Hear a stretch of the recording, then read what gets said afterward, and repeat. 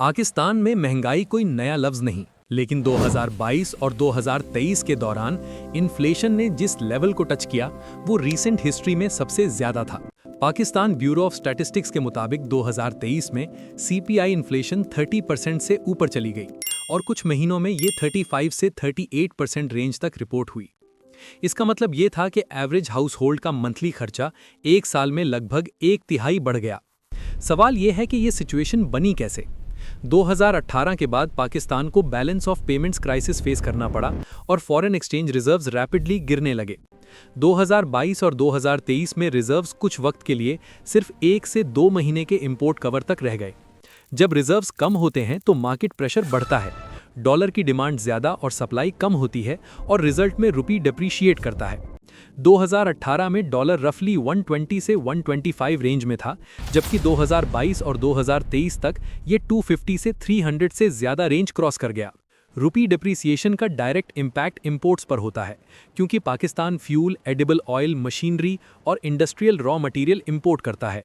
Dollar महंगा होने का मतलब फ्यूल महंगा, ट्रांसपोर्ट महंगा और फिर फूड प्राइसेस महंगी। यहाँ से इन्फ्लेशन का प्रेशर इंटेंसिफाई होता है।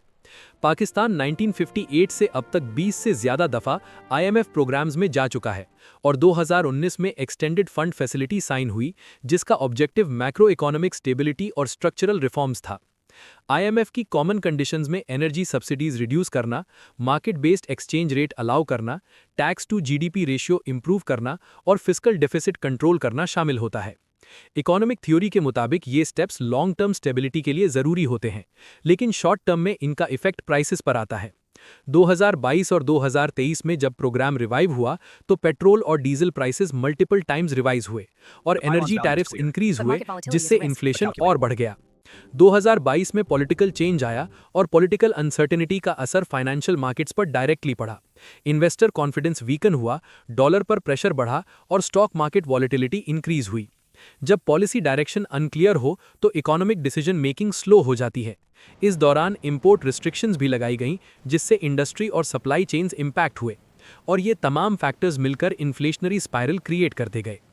अगर किसी मिडिल क्लास एम्प्लॉई की सैलरी 50,000 रुपीज़ थी और इन्फ्लेशन 30% तक चली गई, लेकिन सैलरी इंक्रीमेंट सिर्फ 10% मिला, तो रियल परचेजिंग पावर इफेक्टिवली कम हो गई। Utility bills double digit percentage से बढ़े और फूड इन्फ्लेशन कुछ महीनों में 40% के करीब रिपोर्ट हुई। ये सिर्फ मैक्रो इंडिकेटर्स नहीं थे, बल्कि हाउस होल्ड स्ट्रेस इंडिकेटर्स थे। इन्वेस्टिगेटिव लेवल पर देखा जाए तो मसला सिर्फ एक हुकूमत का नहीं। पाकिस्तान का tax to GDP ratio historically 9 से 11% के दरमियान रहता है, जो रीजनल एवरेज से कम है। एक्सपोर्ट बेस लिमिटेड है और टेक्सटाइल पर हैवी रिलायंस है। एनर्जी सेक्टर में सर्कुलर डेट क्रॉनिक इशू बना हुआ है।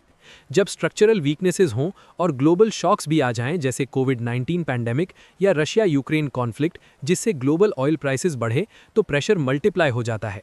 हर हुकूमत का प्राइमरी ऑब्जेक्टिव स्टेबिलिटी होता है, लेकिन जब इन्फ्लेशन 30% क्रॉस करे तो पब्लिक एंगर नेचुरली इंक्रीज होता है और ऑपोजिशन इन्फ्लेशन को सेंट्रल पॉलिटिकल नैरेटिव बना लेती है। पार्लियामेंट डिबेट्स, प्रेस कॉन्फ्रेंसेस और स्ट्रीट प्रोटेस्ट इंक्रीज होते हैं। इस स्टेज पर इकोनॉमिक डिसीजंस प्योरली टेक्निकल नहीं रहते, बल्कि पॉलिटिकल सर्वाइवल से लिंक्ड हो जाते हैं। सब्सिडी देनी है या आईएमएफ कंडीशन फॉलो करनी है, पेट्रोल टेम्परेरीली फ्रीज करना है या फिस्कल टारगेट मीट करना है। ये ट्रेड ऑफ पॉलिटिकल लीडरशिप को फेस करना पड़ता है। IMF short term liquidity provide करता है और डिफॉल्ट रिस्क रिड्यूस करता है, लेकिन आईएमएफ प्रोग्राम खुद ग्रोथ इंजन क्रिएट नहीं करता। लॉन्ग टर्म सोल्यूशन के लिए export diversification, industrial productivity increase, tax reforms with enforcement, energy sector restructuring और policy continuity beyond political cycle जरूरी है। जब तक रिफॉर्म्स कंसिस्टेंट और क्रॉस पार्टी कंसेंसस के साथ इंप्लीमेंट नहीं होते, साइकिल रिपीट होता रहता है। पाकिस्तान में महंगाई सिर्फ इकोनॉमिक वेरिएबल नहीं, बल्कि पॉलिटिकल स्टेबिलिटी का इंडिकेटर है। जब रिजर्व्स गिरते हैं, रुपी डेप्रीशिएट करता है। जब रुपी डेप्रीशिएट करता है, प्राइसेस बढ़ते हैं और जब प्राइसेस बढ़ते हैं, पॉलिटिकल प्रेशर बढ़ता है। ये चेन तब ब्रेक होगी जब स्ट्रक्चरल रिफॉर्म्स पॉलिटिकल साइकिल से ऊपर उठकर किए जाएं। सवाल ये नहीं कि कौन सी पार्टी आईएमएफ गई, बल्कि सवाल ये है कि क्या पाकिस्तान एक ऐसी इकोनॉमिक स्ट्रैटेजी डेवलप कर सकता है जो हर पॉलिटिकल चेंज के बाद रीसेट ना हो। अगर आप चाहते हैं कि पाकिस्तान की सियासत और इकोनॉमी को स्लोगन्स के बजाय डेटा और एविडेंस की रोशनी में समझा जाए, तो चैनल को सब्सक्राइब करें, वीडियो शेयर करें और कमेंट में बताएं कि आपके ख्याल में इन्फ्लेशन का असल सल्यूशन पॉलिटिकल स्टेबिलिटी है या डीप स्ट्रक्चरल इकोनॉमिक रिफॉर्म।